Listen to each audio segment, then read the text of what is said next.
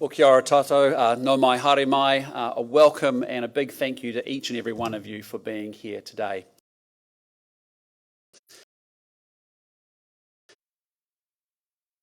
Can I just say a special thank you for the EMA Forum series for hosting us here this afternoon.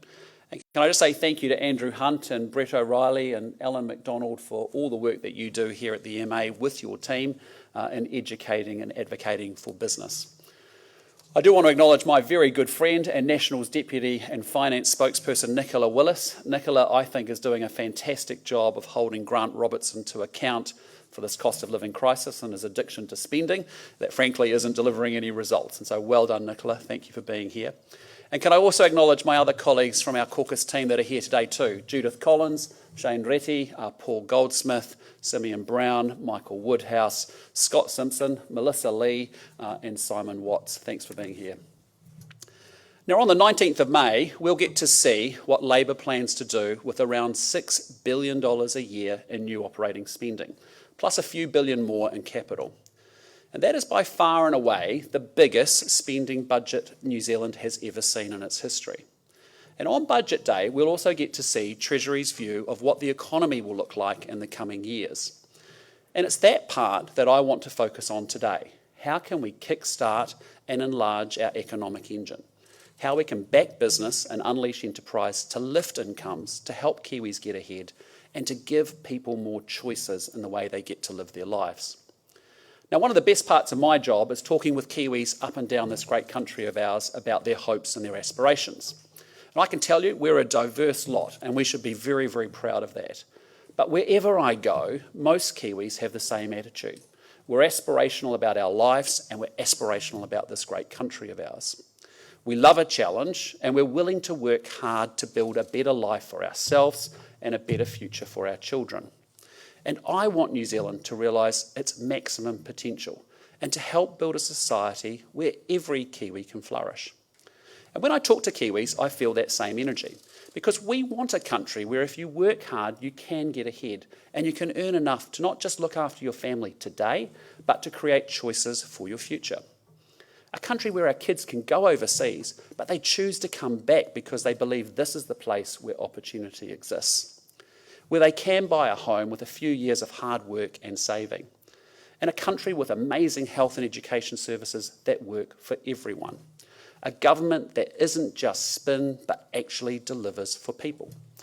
And unfortunately, Labor has no plan for the economy except to spend more money and to rely on the Reserve Bank to run loose monetary policy.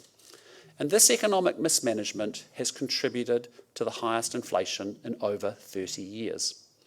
And as a result of that, Kiwis are going backwards fast. Their money doesn't buy as much as it did, and they're worse off than they were 12 months ago.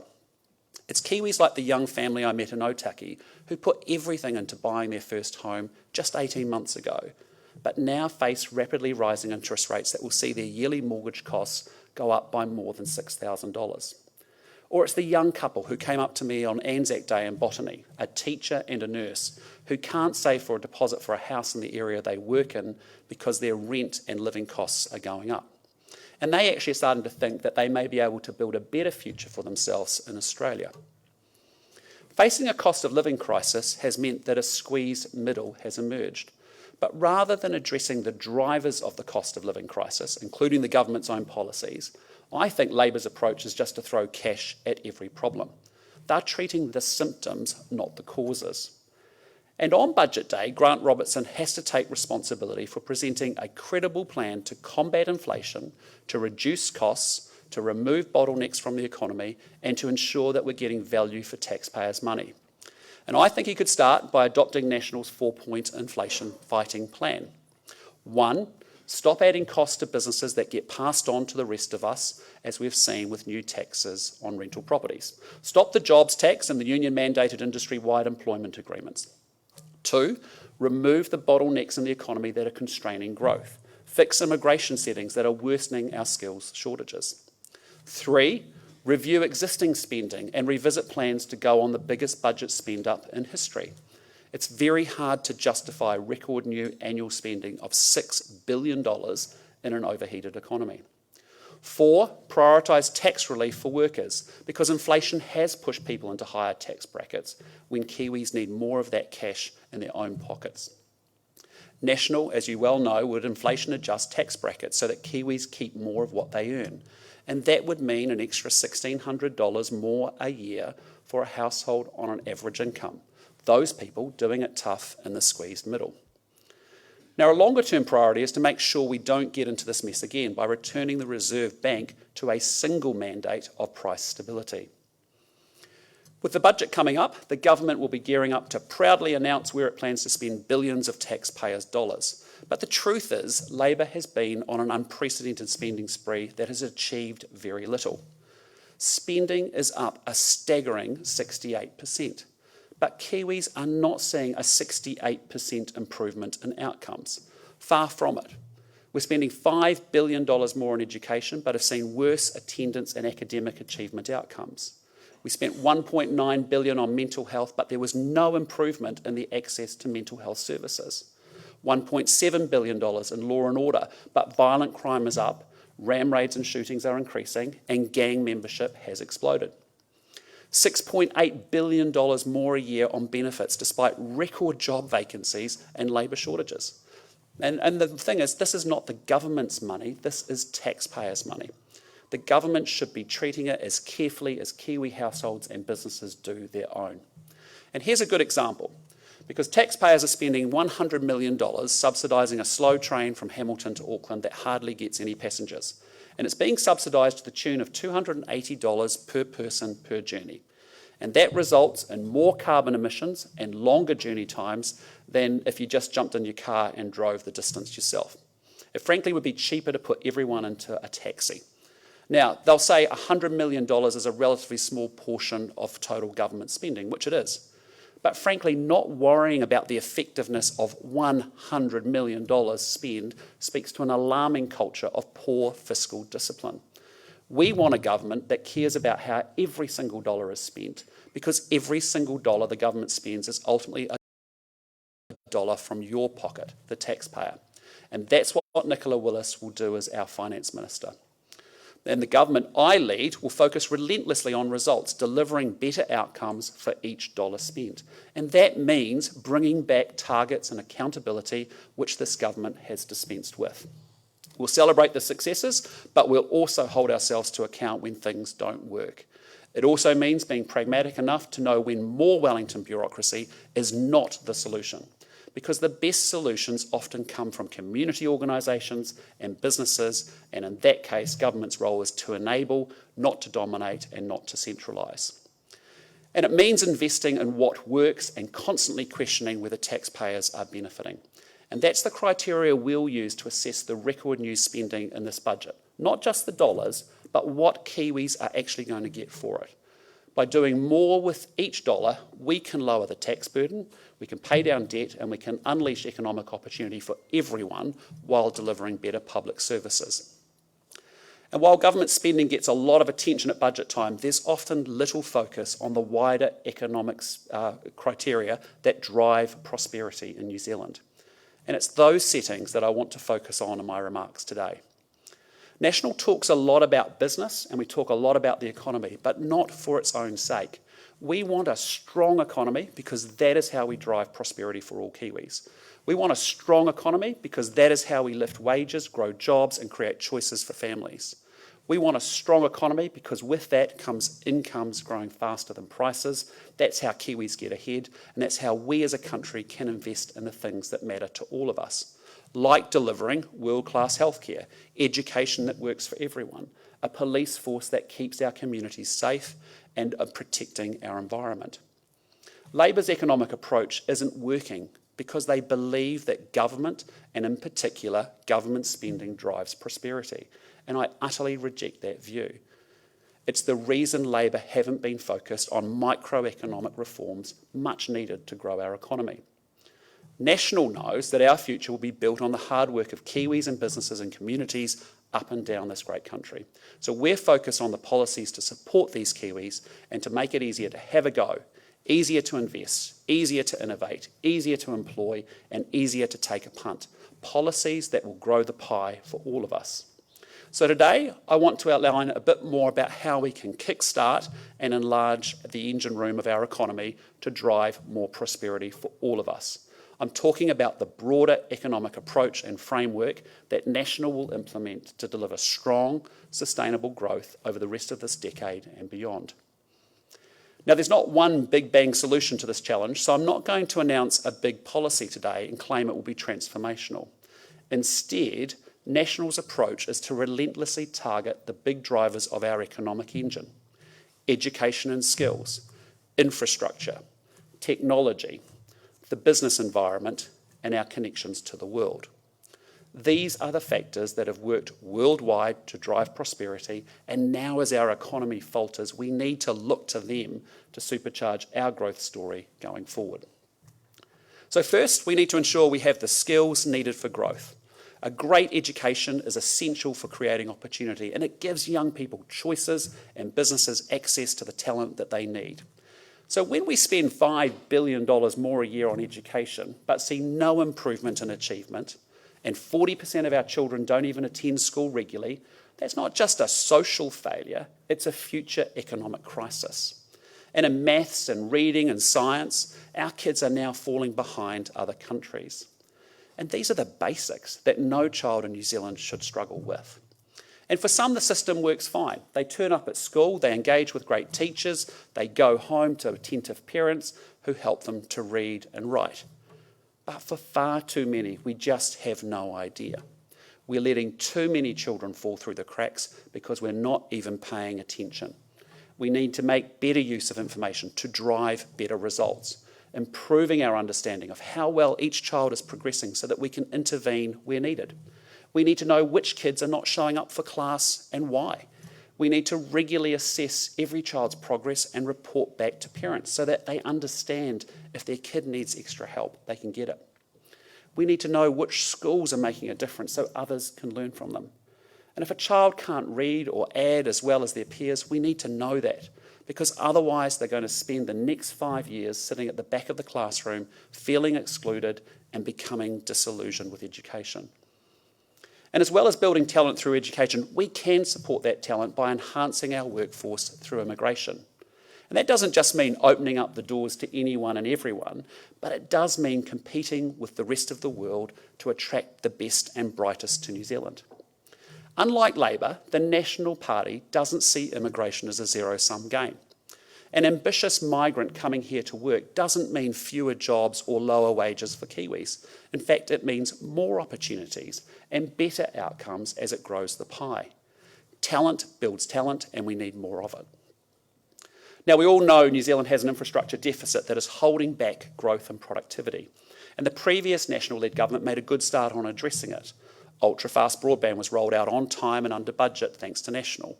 We built Waterview and the Waikato Expressway. Transmission Gully was talked about for 50 years. National funded it and started it.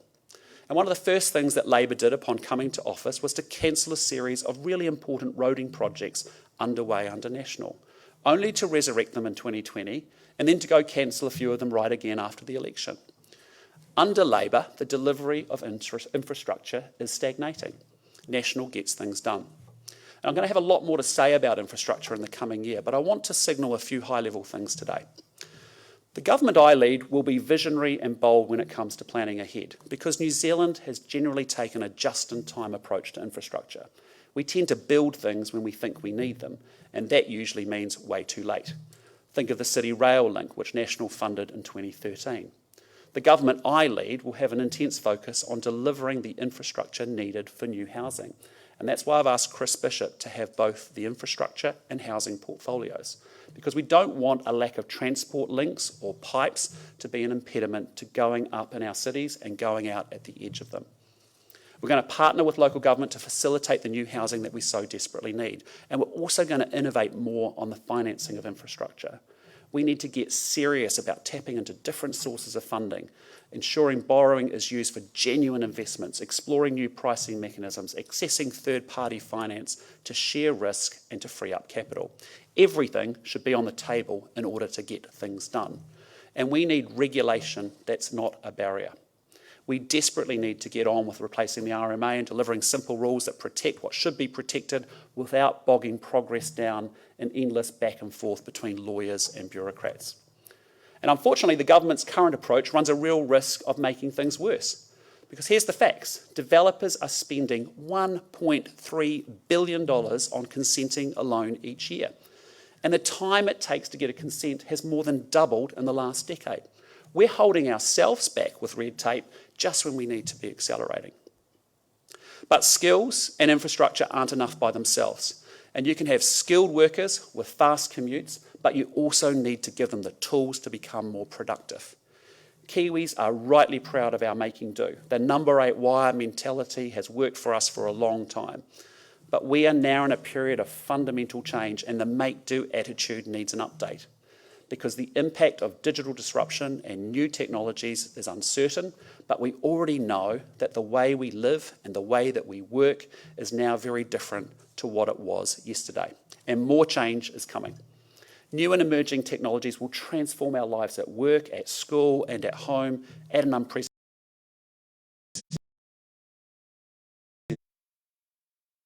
pace, and coalescing with the changing shape of our workforce and our communities to create both opportunities and also challenges for our country as we go forward.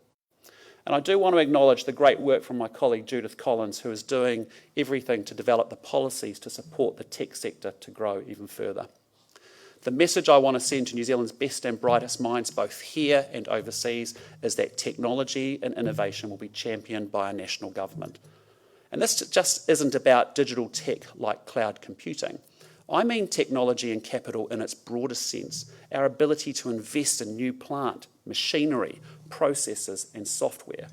Tools that may require a bit of upfront investment, but then set the stage for Kiwis to create much more value down the track.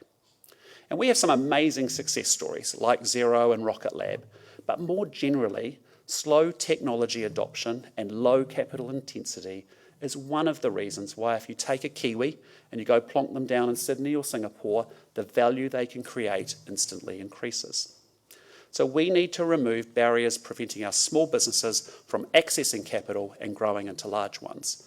And that also means ensuring New Zealand is the kind of economy that welcomes investment and has more businesses competing on the world stage. Particularly investment that comes with expertise attached. Investment into businesses with the goal of making them much bigger, much faster.